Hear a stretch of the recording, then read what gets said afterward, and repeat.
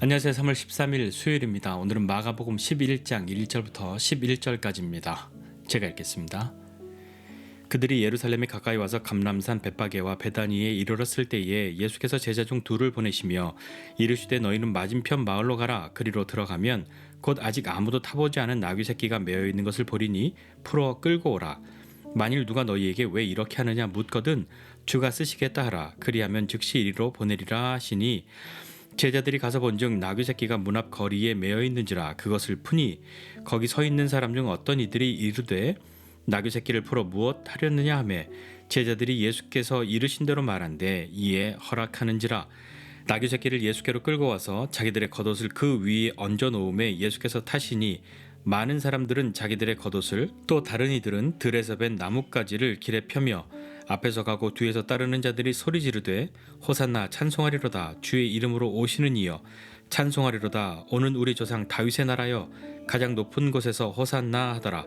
예수께서 예루살렘에 이르러 성전에 들어가사 모든 것을 둘러보시고 때가 이미 저물매 12제자를 데리시고 베다니에 나가시니라. 아멘. 예수님과 제자들은 이제 예루살렘 가까이에 와 있습니다. 오늘 감람산 벳바게와 베다니에 이르렀다라고 말씀하는데 이곳은 예루살렘에서 약 3-4km 정도 떨어져 있는 그리 멀지 않은 그곳이라고 이야기하죠. 거기에서 예수님께서 제자들 중에 두 사람을 보내시면서 약간은 당황스러울 수 있는 그런 명령을 하십니다. 이렇게 말씀하시죠. 맞은편 마을로 가라. 거기 가면 아직 아무도 사람이 타보지 않은 나귀 새끼가 메어져 있는데 그거 보면 풀어서 끌고 오라. 이렇게 말씀하십니다. 저와 여러분이 그 예수님의 명령을 들은 제자들 중에 두 사람이었다고 한다면 어떻겠습니까? 예수님 그거 다 얘기돼 있는 거죠? 이렇게 물어보지 않았을까요?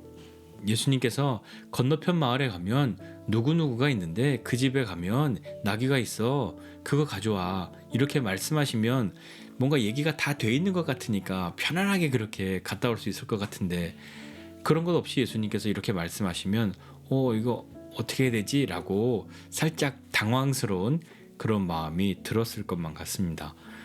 그런데 예수님의 당황스러운 명령은 여기서 끝나지 않거든요.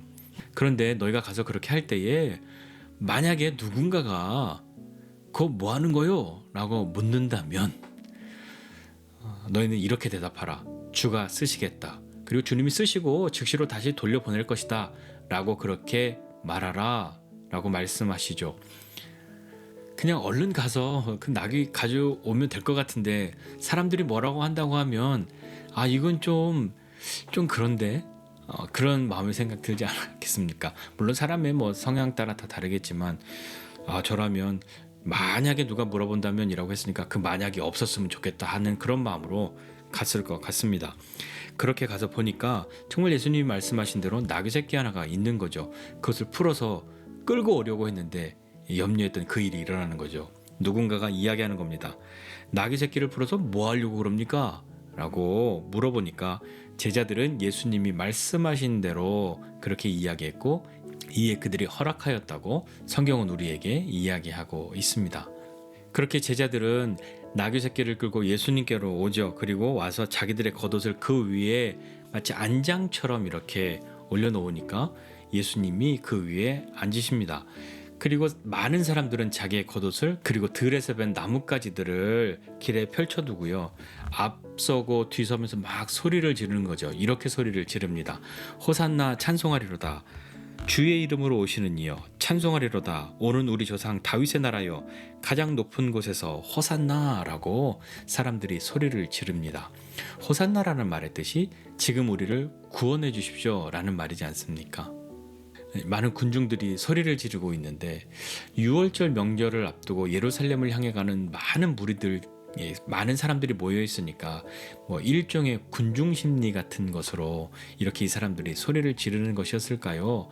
아니면 이들 가운데 이러한 열망이 끊임없이 계속해서 존재해 있었던 것일까요? 많은 사람들이 어떤 한 사람을 따르고 그를 환호하고 소리를 지르면서 뭔가 긍정적인 어떤 사인들을 주면 한 사람은 그것에 대한 일종의 답례 같은 그런 환호성에 호응해주는 그런 분위기라는 게 생기지 않습니까? 예수님의 시선은 어디에 있나 한번 보시죠. 예수님은요 예수님께 환호하며 소리 지르고 예수님을 따르고 있는 그 많은 사람들에게 있지 않으셨습니다.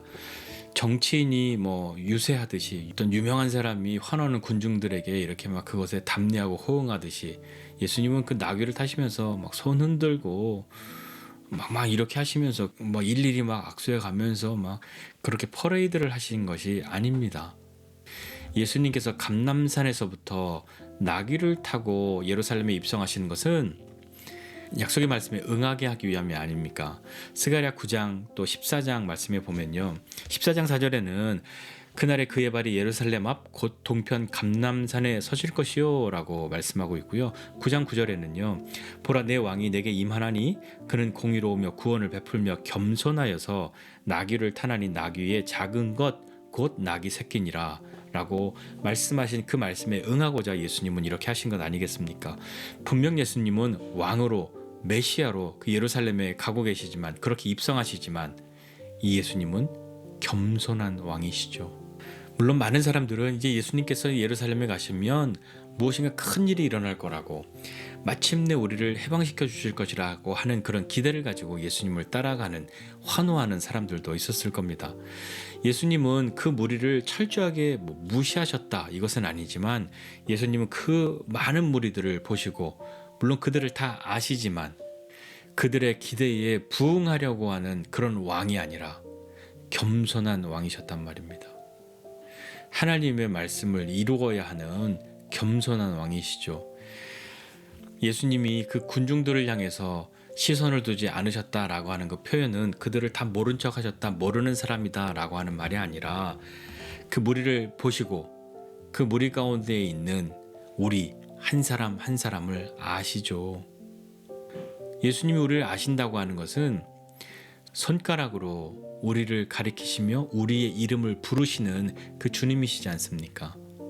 예수님은 모든 사람을 위한 대속의 제물로 이 땅에 오셨지만 그 모든 사람이 우리 한 사람 한 사람이지 않습니까? 예수님은 우리를 어떤 덩어리로 그룹으로만 보시는 것이 아니라 그 안에 있는 우리 한 사람 한 사람을 아시죠. 이제 예수님이 예루살렘 성전에 들어오셔서 모든 것을 둘러보셨다고 하는데 그 모든 것이 뭐 성전의 어떤 건물, 사람들 뭐 이런 것만 있었겠습니까? 예수님은 그 가운데 일어나고 있는 모든 일들과 사람들의 마음 가운데 있는 것과 그 모든 것들을 둘러보신 것이죠.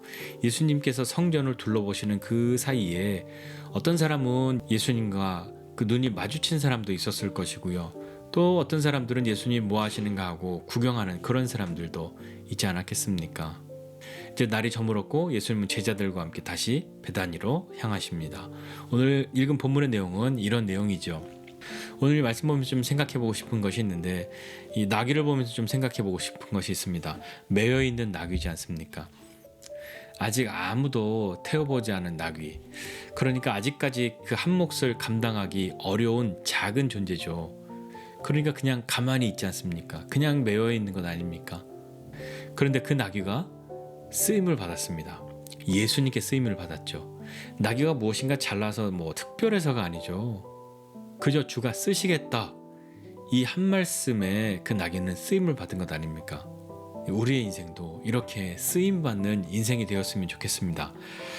이제껏 내가 주인 되어서 내가 원하는 대로 나를 위해서 그렇게 살았다면 내 인생 가운데 주님을 위해서도 그렇게 쓸 수 있는 그렇게 사는 그런 시간들이 우리에게 있어야 하지 않겠습니까?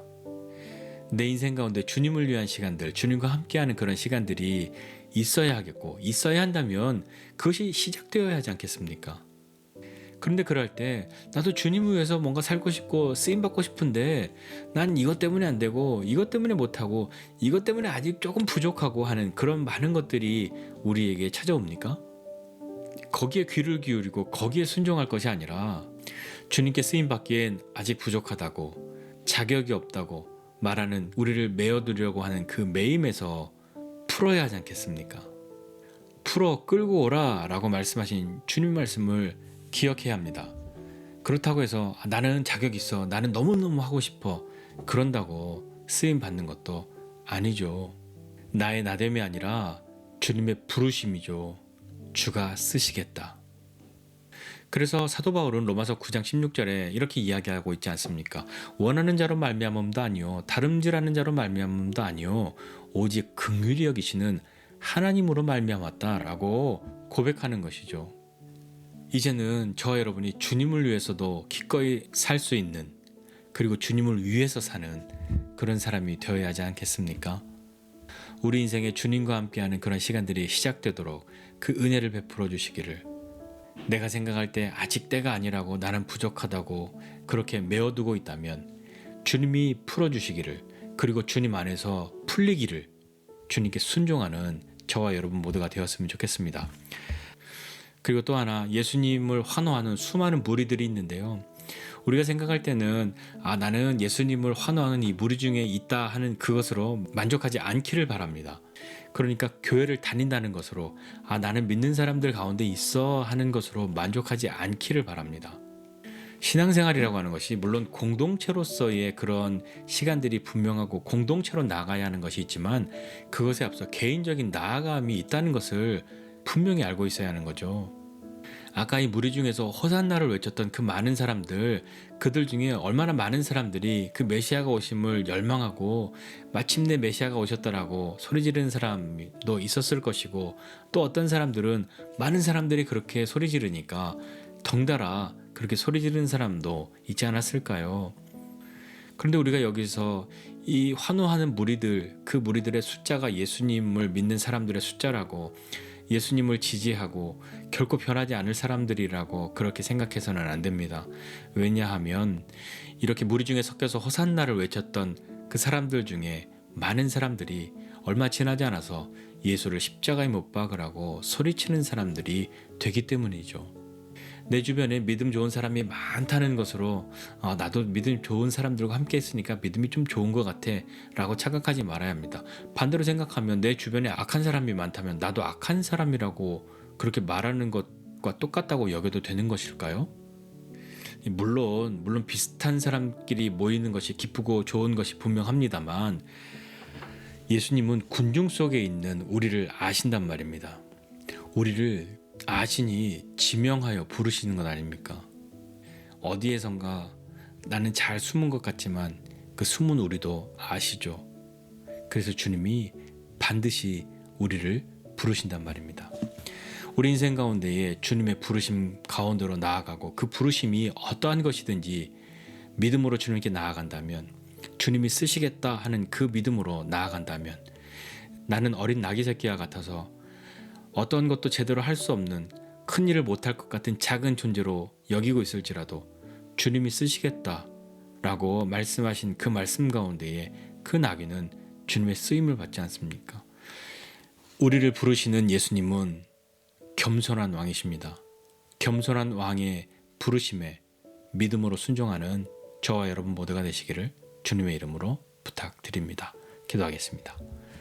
하나님 아버지, 은혜와 사랑을 감사드립니다. 하나님, 우리를 부르시는 주님은 겸손한 왕이셔서 우리를 아시고 우리의 큰 능력을 사용하시는 것이 아니라 아직 잘 감당할 수 없을 것 같아 메어둔 그것을 풀어 사용하시는 분이신 줄 믿습니다. 주님, 우리에게 은혜를 더하여 주셔서 우리의 가진 것 주님이 쓰시겠다라고 말씀하시면 믿음으로 순종하여 주님께 나아갈 수 있는 사람 되게 하여 주옵소서. 겸손한 왕의 부르심에 순종하는 데 쓰일 수 있도록 주님 우리에게 은혜를 더하여 주시고, 우리의 모든 것을 기꺼이 주님께 내어드림이 기쁨되는 주님의 제자 되게 하여 주시옵소서. 감사드리고 예수님의 이름으로 기도드립니다. 아멘.